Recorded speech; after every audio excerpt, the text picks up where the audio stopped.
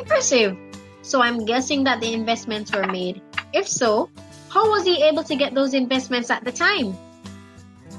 Garvey was known to be charismatic, so he used his extraordinary personality to persuade African Americans to invest. So he was able to raise a large sum of money to invest in the risky capitalistic ventures.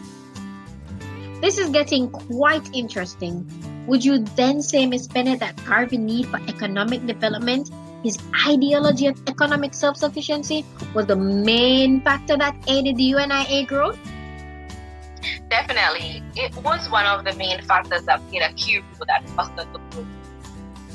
I am curious to know, Ms. Bennett, were the business investments a success?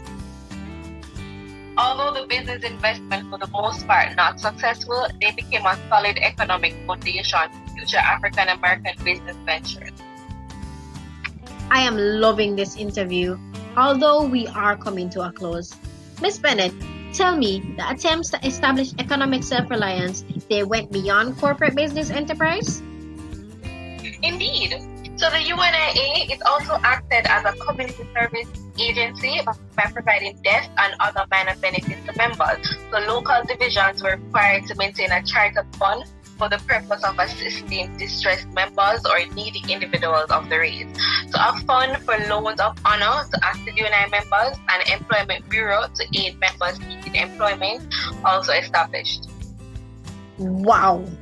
This interview, I can say, very informative.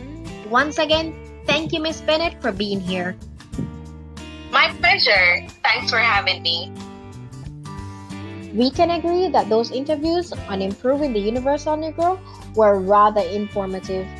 I, for one, learned a lot, including that the growth and influence of the UNIA were as a result of various factors, including the post-war period, the doctrine of self-governance, and the ideology of economic self-sufficiency, and not solely Garvey's charisma.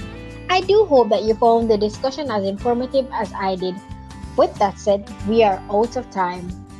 Thanks again to our guests, Yannick Mendez, Mario Galbert, and Monique Bennett.